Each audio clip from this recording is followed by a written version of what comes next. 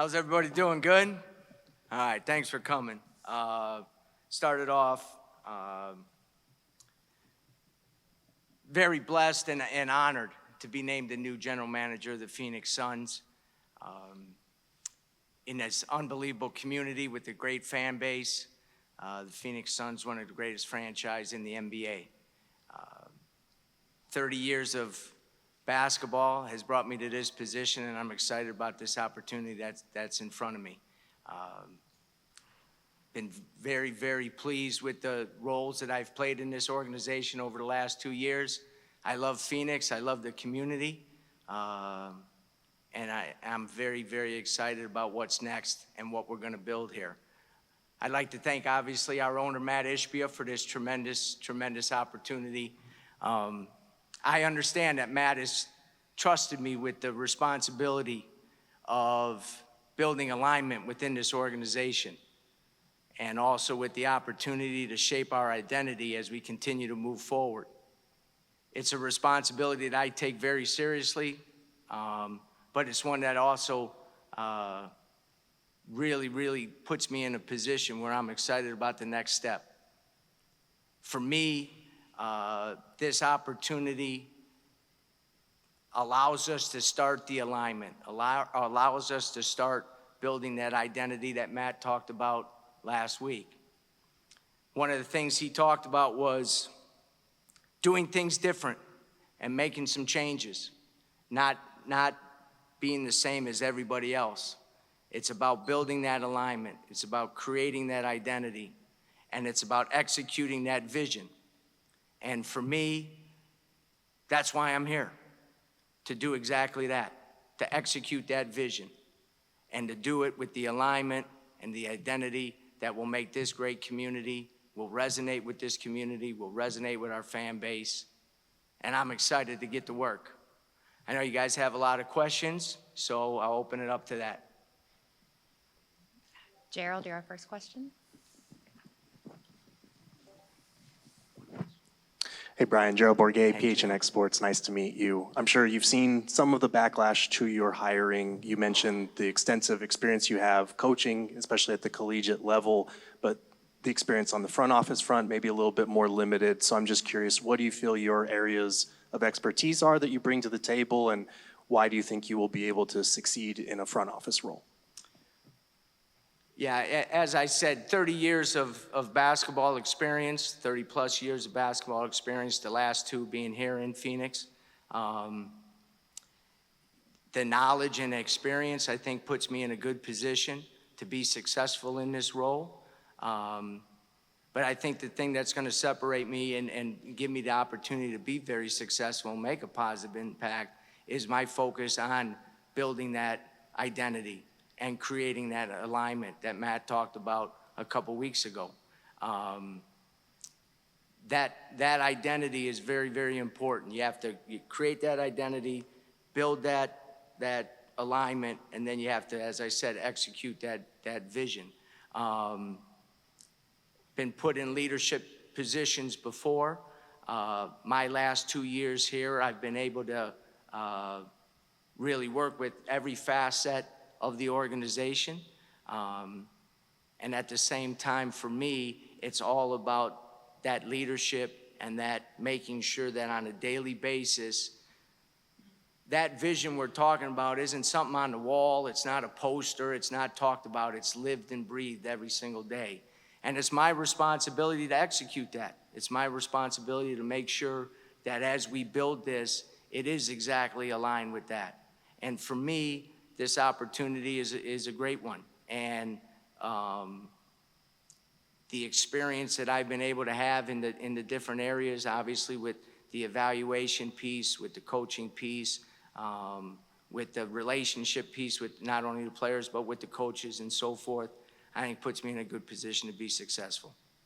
Dwayne. Hey, Coach. First, congratulations on this opportunity. Two-part question in relates to structure, because Ishbia talked about that as structure. First, just now that that's in place with the front office, what's the timetable on hiring a head coach, 1? 2, then what's Josh's role moving forward in that structure? Sure. So first on the head coaching, Obviously, my main focus right now is hiring the next head coach of the Phoenix Sun and hiring a great one. We are doing an extensive process in that right now. I'm not going to give a timetable because I want to make sure that we get this right. This is very, very critical for us moving forward. Finding that head coach that is aligned, finding that head coach that has the attributes that are important to us. Unbelievable basketball IQ, tremendous communicator, shares our vision and what we understand needs to be done to be successful in basketball in this new NBA. The toughness, the physicality, all those different things, and has the ability to hold the players accountable to doing that. You know, playing and having a systematic approach offensively and defensively. Those attributes, in addition to understanding this is what our identity is, and this is, we're gonna coach to this on a daily basis. So with that, we're gonna make sure that we cast a wide net on that, and at the same time, evaluate and interview coaches from a diverse background with diverse experiences and so forth, and I think that will put us in a good position in that. Second part, as the general manager, I am responsible and accountable for the daily decisions, day in and day out, regarding basketball. Josh is our CEO, all right? He's involved in every aspect of basketball operations, every single aspect of basketball operations. Josh and I have an unbelievable partnership. When you talk guys working together and getting things done, we're right there, okay? He has an unbelievable amount of experience and relationships, not just amongst the Player 15 group and the Phoenix Suns and the Mercury, but across the league. And that experience and that relationships is critical to us moving forward in terms of building the type of team that we want to build. When I talk about alignment, you don't have to look any further, because I'm a Spartan and he's a Wolverine. So if we can work together and get it done, anybody can do it. That's great. Doug? Hi, Brian. Doug Haller, The Athletic. How are you? Could you you touched on this, but your roles the last 2 years, I believe you were a consultant the first year. Yes. How involved were you during that year? And then last year as director of player programming, can you just talk about what your specific duties were as far as that position goes? Sure. So my first year as a consultant, I was in Phoenix probably 2 to 3 weeks out of every month, which wasn't bad, to be honest with you. But what I did in that is spent a lot of time with the players, spent a lot of time with the coaches. I did travel with the team. Did a lot of different write-ups for front office personnel in terms of evaluation of players and different things like that. I was also given the opportunity to work with our amateur evaluation group, which was a tremendous group, and I grew immeasurably during that time in terms of the ability to evaluate and gather intelligence on players and so forth. And then this past year, as the vice president of player programming, I also, in addition to that, was put in charge and oversaw our entire amateur evaluation group, which will then obviously lead to what we do in this year's draft.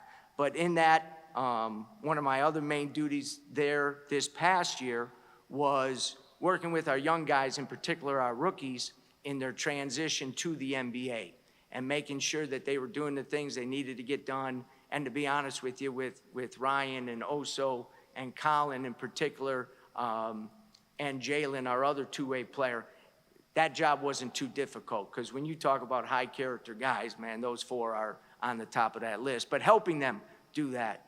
I also work with our analytic group and the coaches in terms of developing a robust player development system. Obviously, the coaches led it, but we wanted a front office impact in there as well, so we were aware of what guys were doing. That was implemented during the preseason, during the regular season, and now during the postseason. So the best part for me is over those 2 years, as I mentioned a little earlier, from the coaches to the players. Every facet of this organization, coaches, players, front office personnel, analytics, medical staff, strength conditioning, from equipment to, I touched everybody in that. And for me, over a 2-year span, it was like a master's class in what was going on within an NBA organization. Kellen? And over here, Kellen Olson, Arizona Sports. Nice to meet you. Nice Welcome to meeting the you. Valley. I was curious, it's been well documented for the Suns how they do not have their own draft picks coming up. They still do have some draft picks. Mat has been on the record about how he feels about the draft and its importance in terms of both short-term and long-term picture. I was curious how you feel about that and the draft's importance, both short-term and long-term, in building a roster. Yeah, I think there's a couple key factors in that. Number one, the draft is critical in building your roster. You're bringing in young talent that's under team control, so that's a great asset to have, and it's important that we value that, and we do. As I said, I had oversight over our amateur evaluation group this year, and we rebuilt that. And with the help of Mat Tellem, who was in charge on the pro side, there is complete alignment in those two groups now. And we've created the databases that you need to have in order for both groups to work effectively together. As I've been elevated, Arande Telefero is now the assistant GM in charge of that. And I've known him for a very long time and great background, so he'll do a great job in that position as well. But with the draft, the key with that is valuing it. But there's 3 other ways in terms of building your roster and building a team that can be competitive and could be competitive in the postseason as well. There's trades, there's free agency. And one area, when we talk about thinking differently and changing things and creating an identity, one of the key factors in that is the other key factor to building your roster, and that's player development. We have to be laser focused on what we're doing in getting our players to improve, not only during the offseason, but during the season as well. Taking those players, having them work and be coached and be directed so they get out of the box that they came in when they got here. And when you do that, you add all those 4 together, a lot of times starting with the draft, because that's your younger guys, then you're in a great place to not only build a competitive roster, but build a roster that can be competitive as the season progresses, hopefully into May and June. David? Hey, David Brandt with the David. Associated Press. Good to meet you. Good meeting you. You know, when Mat was talking, I guess it was a couple weeks ago, and he was talking about he wants a franchise that shows, I think he said, some grit, some grind, some joy, all that. What does that look like in practice? I mean, is there a particular franchise, college, pro, anything that you think has done that particularly well that you're trying to emulate this franchise after? Well, I mean, I would never shy away from my particular background at Michigan State and so forth. Sometimes you hear, well, that's an NBA thing or that's a college thing. There's also a right thing and a right way to play. And when we talk about that identity and we talk about the toughness that you have to play with, the unselfishness that you have to play with, the grit that you have to play with, the ability to keep working through things even when they get tough. And why do you do it? Because you love it. You actually love it. When we talk about the grind, just a relentless work ethic on a daily basis. We talk about urgency. We're a get it done today kind of team. That's what we need to be. We're going to get it done today. We're not going to wait to be the best version of ourselves. We're going to do it today.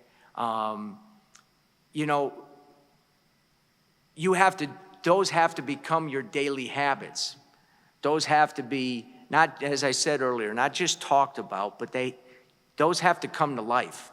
When we talk about identity, when we talk about culture, that's who you are on a daily basis. So that's not just in practice. That's how in your individual skill work. That's in the weight room. That's in the training room. All those things come into play. And to be honest with you, that's our organization. We want people that work here in the 5G that are tough. And by tough, I mean they're willing to do things other people aren't. And that permeates the entire organization. And when you do that, that's when special things and great things come. And my job now is to execute on that vision. My job is to, I will be held accountable by our great fans, by this unbelievable community, and by you guys if we get that done. Barry? Hey, how are you? Doing great. How are you? Good. Welcome. Thank you. I'm Barry Bloom from Sportico. I've been covering the NBA on and off for like 50 years. And since you're talking about making changes, this is one of my concerns that I'd like you to address. Okay.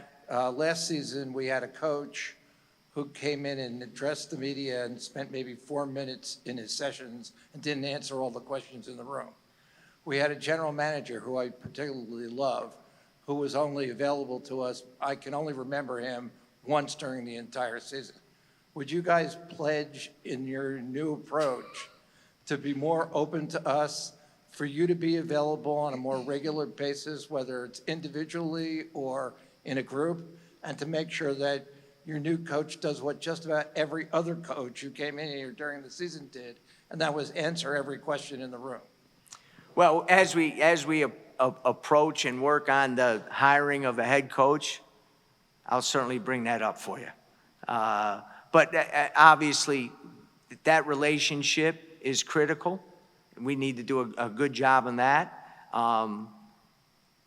And if it's something that we need to improve in and change and make better, not necessarily for you, but for your readers and the people that follow you, because to be honest with you, they're the most important, you know what I mean? And so I'm not sure I'm in the pledging mode right now, but I'll definitely take it under consideration for you. Richard? Brian, Richard Sines, Hey, Fox Richard. 10. Congratulations. Thank you. Kind of a two-parter here on alignment. You've talked about, being aligned. You're a Spartan. Mat Ishbia is a Spartan.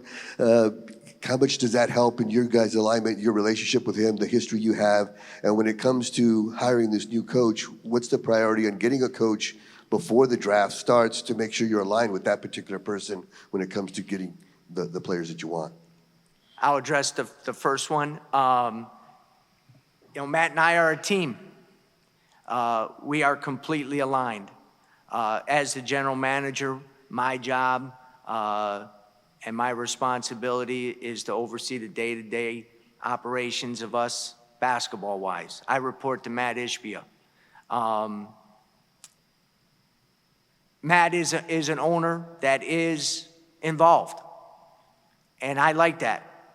But he has also empowered me to build this team and to build the identity and to build the alignment that is so important. But Matt and I are aligned. And the one thing I will say is this: I'm never going to shy away from the fact that one of the reasons I'm sitting up here is because of my relationship with Mat Ishbia. But that relationship is founded on that alignment. Shared values, shared work ethic. We've been through a lot together, and he trusts me and I trust him. And he has empowered me with this responsibility of executing the vision that we've put forth. We share the same vision of what our team needs to look like and how we need to play and how that can lead to successful teams. Second question, I just went on so long I can't even remember it. Yeah. Again, the time frame isn't as critical as getting the right coach, but there is some merit to making sure that who we're bringing in, because that's the alignment. Mat Ishbia, myself, head coach, all three of us. At the same time, bringing in multiple guys with our first and second round picks is going to be very important for us, bringing in guys that can not only possibly impact us right away, but have a great pathway to development and success down the road. I can't promise anything on that, but obviously I think there is some benefits to that. I'm not saying it's a a black and white issue. It has to be done. But I would agree, there are some definite benefits to that. Dana? Dana Scott, Arizona Republic. How you doing? Yeah, good to you. Good, good. All right, congratulations. Thank you. You are sliding over into this GM role, and James Jones has been in this role for 7 years before you. So now that he is transitioning to senior advisor, has he given you any initial advice taking on this role after being in war rooms with the draft and, player development and such?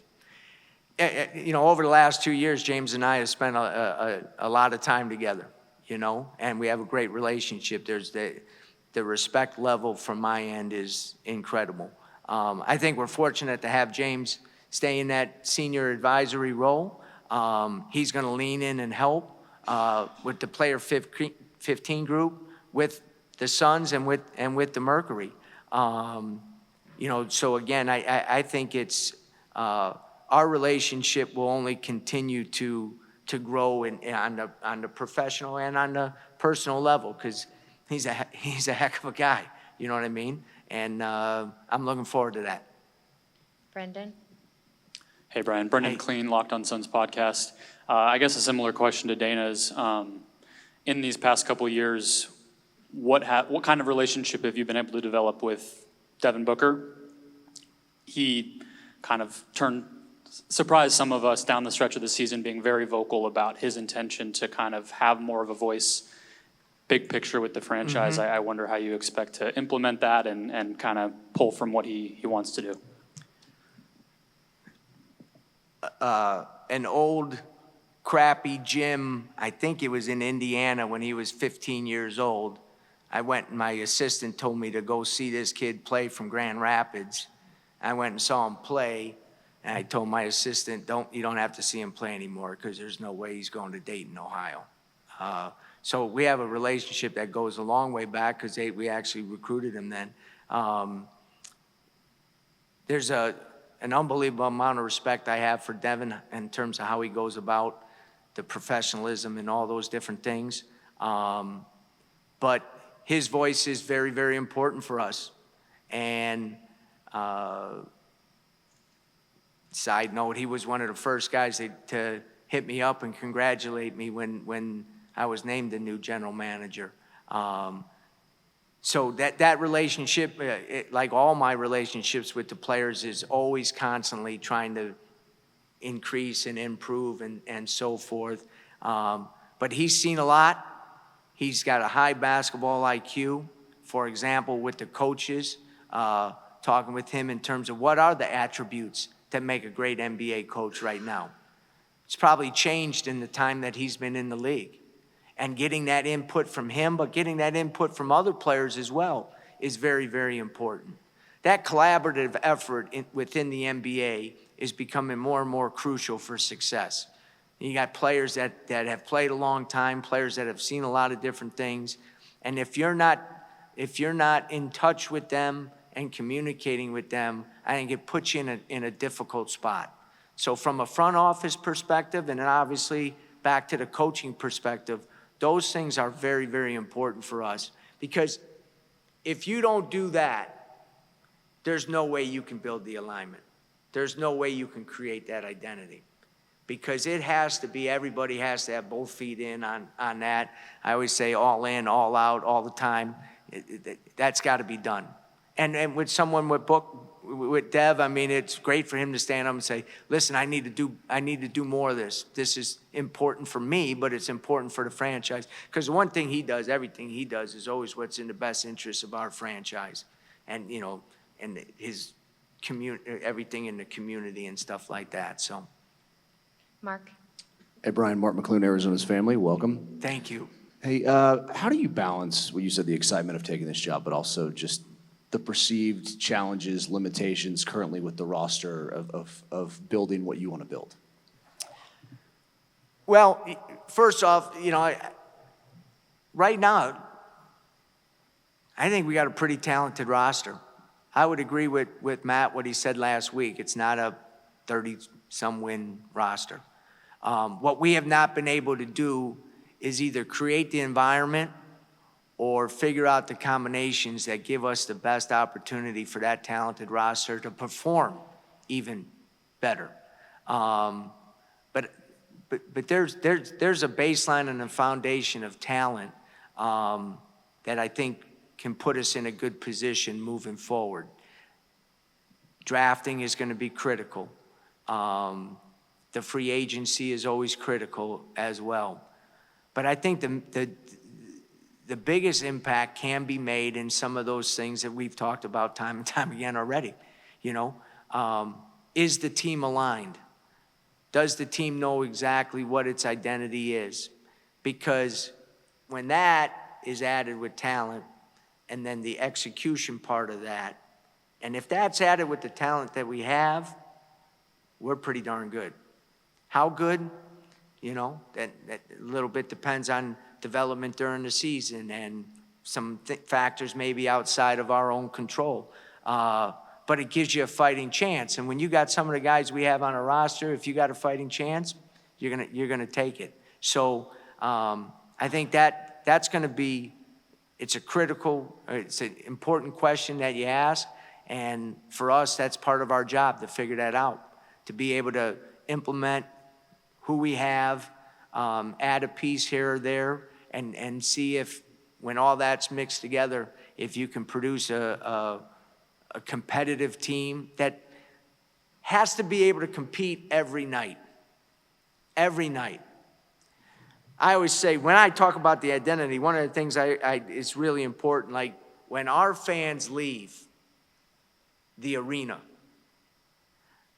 here's what I want them saying. Man, that team plays hard.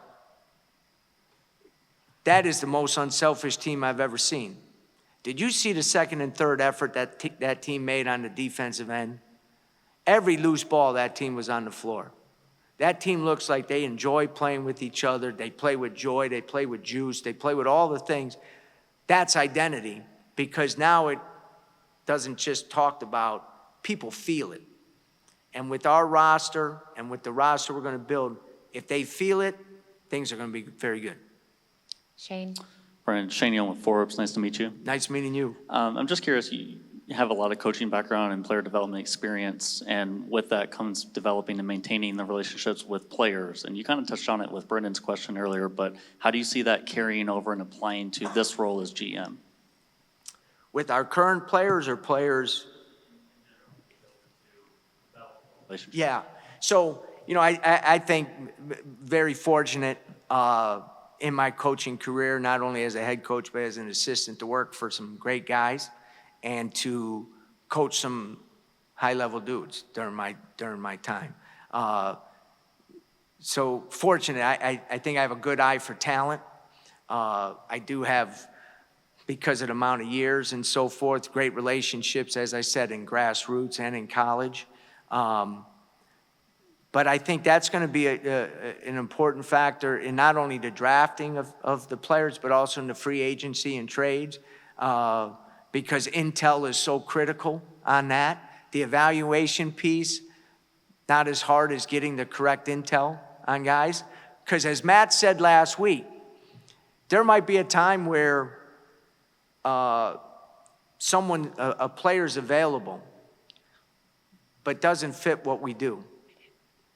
And where it may look great, and I got to say, Matt, he's not a Phoenix Sun. That's not how he lives his life. That's not how he plays. That's whatever the case might be. And that's really important. And hopefully my experience, the knowledge that I have, the relationships that I built, transitioning over into a general manager role, I think that will come into play and be very effective for us. Cam? Brian, Cameron Cox, 12 Hey. News. Congratulations. Thank you. I know it's just the first few days on the job and there's a lot to go this summer, but do you envision Bradley Beal and Kevin Durant on this roster next season?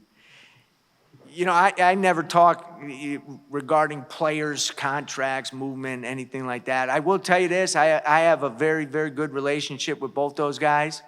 Kevin gave me a nice hug in the weight room the other night when the thing came across Twitter.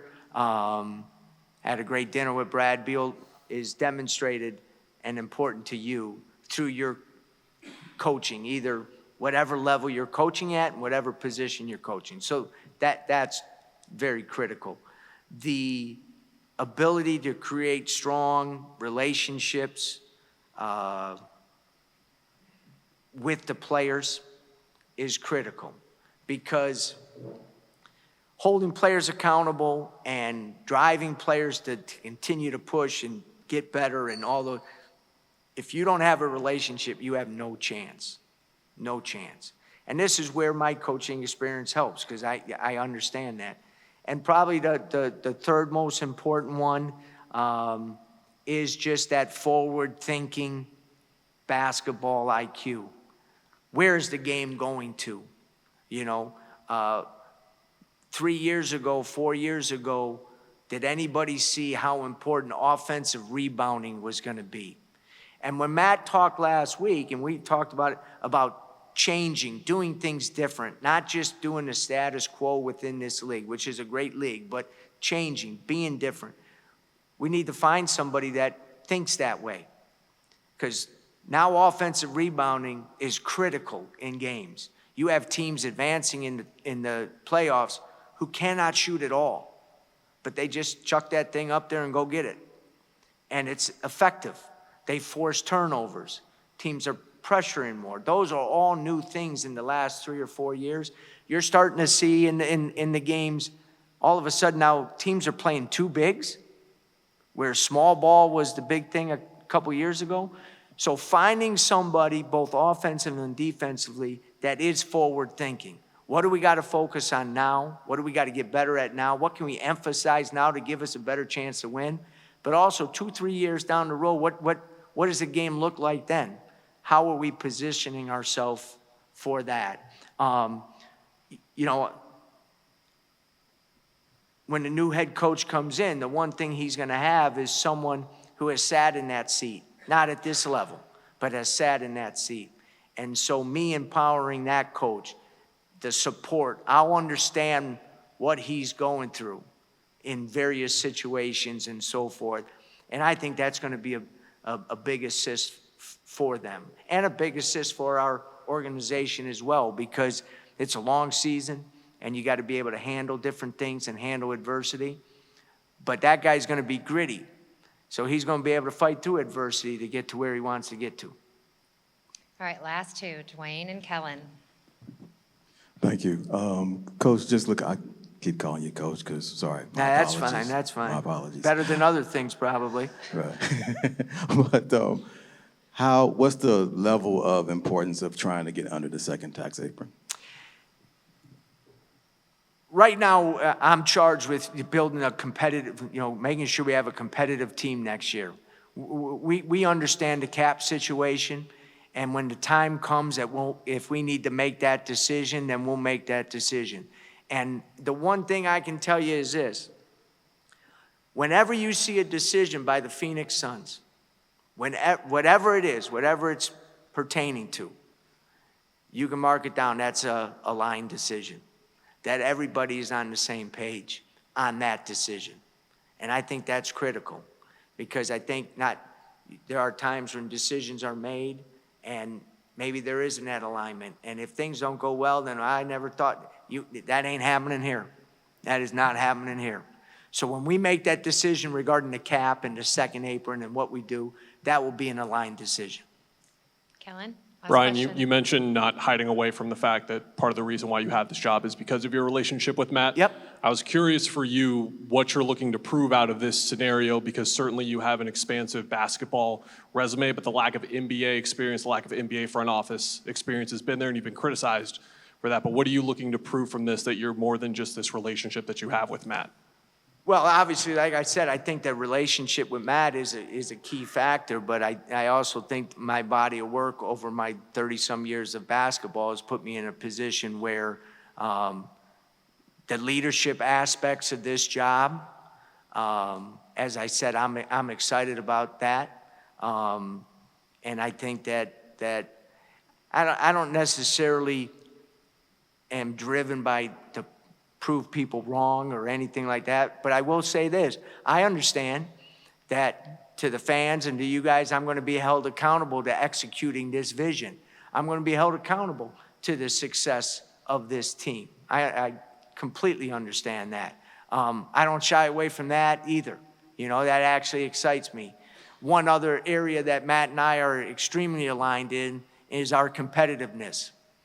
So you're going to throw that challenge out there? All right, let's go. Let's go. And no one's going to outwork me.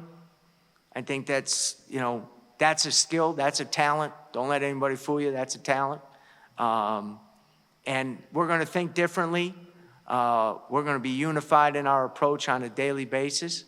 And when you do that, then the results are going to speak for themselves. I have all the confidence in the world that under my leadership, with the alignment of Matt, with Josh, with our great staff that we have in every area that we have, that those changes are going to result in some great results. Thank you, everybody. Thank you, everybody. Appreciate you.